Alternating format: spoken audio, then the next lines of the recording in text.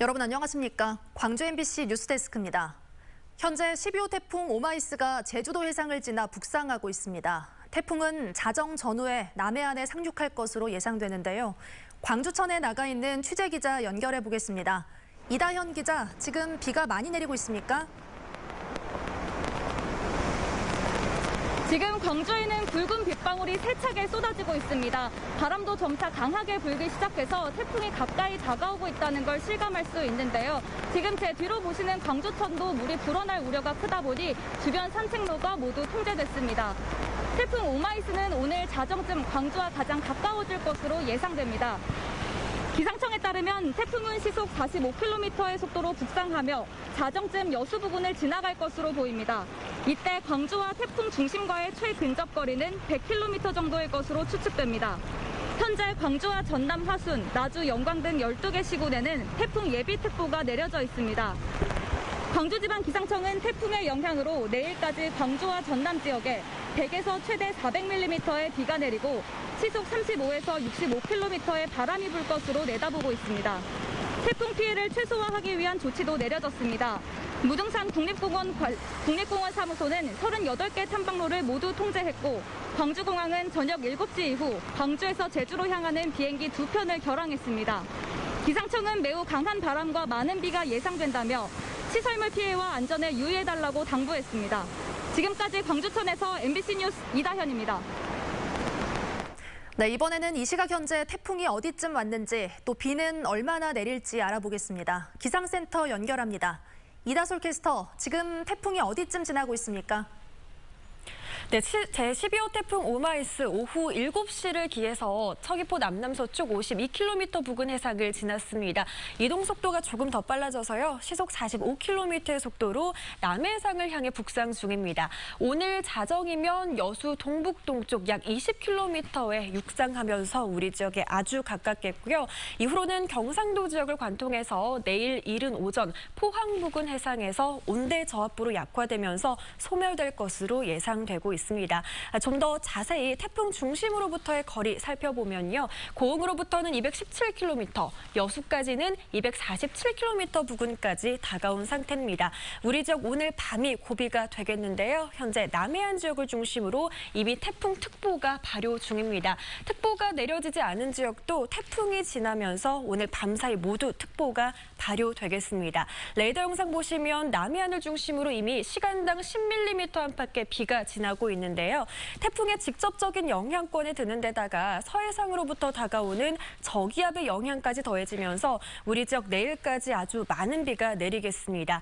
예상되는 강수량 살펴보시면 광주 전남에 100에서 300mm가량이고요. 남해안과 지리산 부근은 400mm 이상의 큰 비가 쏟아지겠습니다. 특히 내일 낮 3시 무렵까지 시간당 70mm 안팎의 강한 비가 쏟아질 수 있겠습니다. 특히 남해안을 중심으로는 강한 바람도 동반되겠습니다. 순간적으로 시속 100km에 달하는 강풍이 불 수 있으니까요. 대비를 철저히 하셔야겠습니다. 날씨 정보였습니다. 대부분의 중고등학교에서 2학기 전면 등교가 시작됐는데 학생들을 중심으로 코로나19가 확산하고 있어 걱정입니다. 등교 전 자가 진단을 하고 있지만 개학과 함께 감염 확산 속도가 빨라지고 있는데요. 확진 판정을 받은 학생 수가 지난주보다 4배나 늘었습니다. 우종훈 기자가 취재했습니다. 지난 9일부터 등교를 시작한 광주 서구 한 고등학교. 이 학교에 다니는 2학년 A군이 확진 판정을 받아 학생과 교직원 820여 명에 대해 검사한 결과 같은 학년 학생 8명이 확진됐습니다. 또 확진된 학생의 가족 1명도 양성 판정을 받으면서 연쇄 감염으로도 이어지고 있습니다. 지난 20일 증상을 보여 검사소를 찾은 A군의 감염 경로는 아직 밝혀지지 않았습니다. 방역당국은 이 학교 1, 2학년 학생들의 수업을 다음 달 3일까지 비대면으로 전환하고 확진된 학생들이 학원 등을 오다녔을 걸로 보고 심층 역학조사를 진행하고 있습니다. 문제는 각급 학교의 대면 등교가 시작되면서 학생을 중심으로 확산 속도가 빨라지고 있다는 데 있습니다. 지난 일주일 동안 각급 학교에서 확진 판정을 받은 학생 숫자는 이전 주에 비해 4배가 많은 27명을 기록했습니다.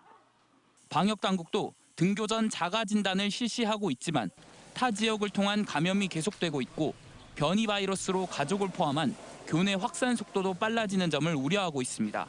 타 지역의 친인척과 접촉한 학생들, 그리고 몸에 조금이라도 이상 증상이 있는 학생들은 등교 전에 반드시 코로나19 검사를 받을 수 있도록 협조해 나가겠습니다. 다음 달 1일까지 대부분의 초등학교 개학이 예정돼 있어 교내 감염과 추가 확산을 막을 수 있는 대책이 필요한 상황입니다. MBC 뉴스 우종훈입니다. 기아 타이거즈 2군 선수단에서 코로나19 추가 확진자는 나오지 않았습니다. 기아 타이거즈에 따르면 어제 선수 1명이 코로나19에 확진됨에 따라 2군 선수단 전원에 대해 역학조사를 한 결과 전원 음성 판정을 받았습니다. 하지만 72명이 밀접 접촉자로 분류돼 다음 달 초까지 자가격리 조치됐습니다. 한편 전반기 막판부터 상승세를 타고 있는 기아는 이번 주 키움과 롯데, SSG 등 중위권 팀들과의 7경기에서 어떤 성적을 거두는지가 가을 야구 진출의 관건이 될 것으로 보입니다.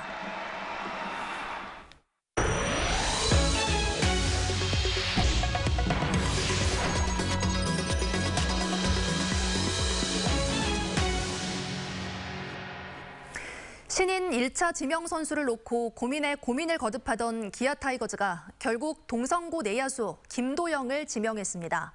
공수주, 3박자를 갖춘 내야수는 드물기 때문에 내야 수비와 타선 모두에서 팀의 전력 보강에 도움이 된다는 판단에서입니다. 보도에 한신구 기자입니다. 기아 타이거즈의 최종 선택은 공수주를 두루 갖춘 대형 유격수 김도영이었습니다. 기아 타이거즈는 마지막 날까지 고심에 고심을 거듭한 끝에 동성고 내야수 김도영을 신인 1차 지명 선수로 KBO에 통보했습니다. 정교한 타격과 빠른 발, 안정적인 수비까지 갖춘 완성형 내야수로 팀의 미래는 물론 한국 야구를 대표하는 야수로 성장이 기대된다고 지명 배경을 밝혔습니다. 유격수로서 공수주를 갖춘 선수는 참 희소성이 강하다. 우리 팀에도 전력에도 도움이 되는 선수라고 최종 우리가 의견이 모아졌죠. 이종범 선수를 제일 본받고 싶고 또 제2의 이종범으로 불리는 김도영 선수는 기아 타이거즈, 나아가 한국 야구를 10년 이상 책임지는 선수로 성장하겠다는 다부진 포부를 밝혔습니다. 가고 싶었던 기아 타이거즈에 가게 돼서 정말 기쁘고 개막전부터 1번 타자 칠 수 있게 열심히 준비 잘하겠습니다. 막판까지 김도영 선수와 경쟁을 벌였던 광주진흥고 문동주 선수는 전국구 지명권 맨 위 순번을 가진 한화가 지명할 가능성이 커졌습니다.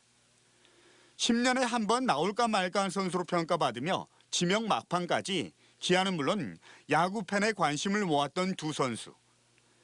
기아의 김도영 지명으로 한 명은 고향에서 또 한 명은 타 지역 구단에서 뛸 전망이지만 프로 입단 이후에 어떤 성적으로 어떤 행보를 보여줄지 벌써부터 야구 팬들의 관심이 커지고 있습니다. MBC 뉴스 한신구입니다. 전남 농어촌 작은 학교들이 농산어촌 유학 프로그램을 통해 활기를 되찾고 있습니다. 도시 유학생에게도 농어촌 학생들에게도 호응을 얻으면서 2학기 유학생은 1학기보다 2배나 늘었습니다. 양정은 기자의 보도입니다. 직접 기른 방울토마토를 관찰하는 2학년 어린이들. 2학기엔 친구가 한 명 늘었습니다. 도시 학생들이 전남으로 전학을 오는 농산어촌 유학 프로그램을 통해 학생 한 명이 서울에서 전학을 온 겁니다. 친구들이랑 노는 거랑 운동장에서 뛰는 게 기대돼요. 서울과 광주 등에서 전교생이 29명인 이 학교를 찾아온 유학생은 모두 14명. 코로나19로 비대면 수업이 대부분인 도시교실과는 다른 분위기에 만족감을 드러냅니다. 친해지는 게 훨씬 두꺼워졌고 그리고 이제 선생님도 사람이 별로 없다 보니까 수업에 집중이 잘 되고 선생님이 거의 1대1 코칭 수준으로 수업을 해주셔서 도시에서 유학을 온 학부모와 학생이 6개월간 귀농귀촌 생활을 하게 되는 농산어촌 유학 프로그램. 지역민과 교류하며 애착이 생긴 덕에 1학기 유학에 참여했던 5가구가 전남에 정착하기도 했습니다. 이렇게 학부모들은 자연 친화적인 환경을, 학생들은 개개인의 더 집중된 교육 등 작은 학교만의 장점으로 유학생을 늘린 비결이 된 겁니다. 제가 이런 시골 생활을 체험해보고 싶은 마음이 간절했었거든요. 아이들이 짜여져 있는 일과가 아니라 자연에서 하루 종일 그냥 계획 없이 놀 수 있는 1학기 유학생의 70%가 연장을 신청하는 등 큰 호응을 얻으면서 2학기 유학생은 165명으로 2배나 늘었습니다. 앞으로 우리 지역에 정주하겠다고 하는 도시민들도 늘어날 거고 또 우리 전남이 또 제2의 고향으로 되고 그래서 훨씬 더 우리 지역사회의 크나큰 발전의 계기가 되리라고 봅니다.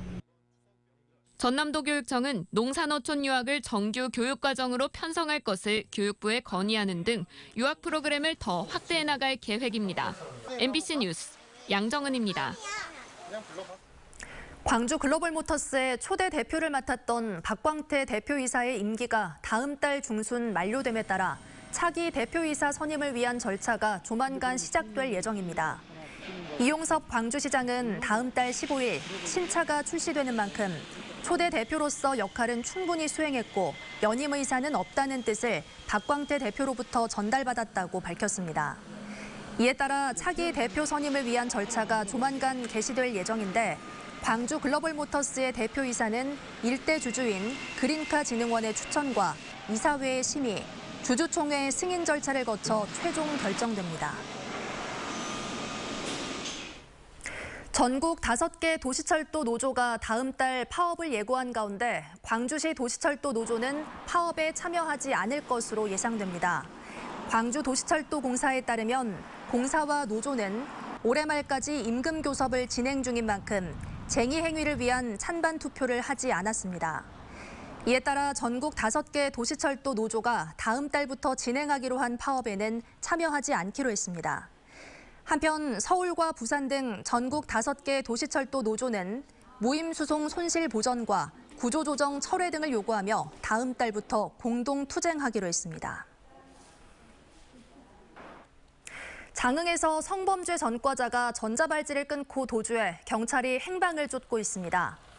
장흥경찰서는 지난 21일 장평면에 거주하는 성범죄 전과자 50살 A씨가 전자발찌를 훼손한 채 주거지에서 사라졌다는 신고를 받고 법무부 보호관찰소와 함께 이틀째 수색을 벌이고 있습니다.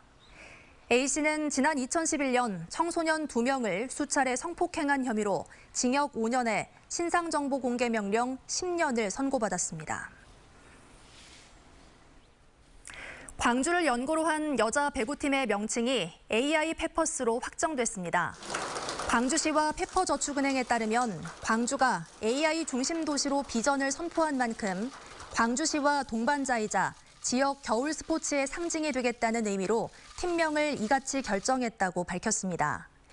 엠블럼 역시 강렬한 빨간색의 배구공 안에 디지털 네트워크 이미지를 형상화해 광주시와 페퍼저축은행의 유기적인 협력을 강조했다고 덧붙였습니다.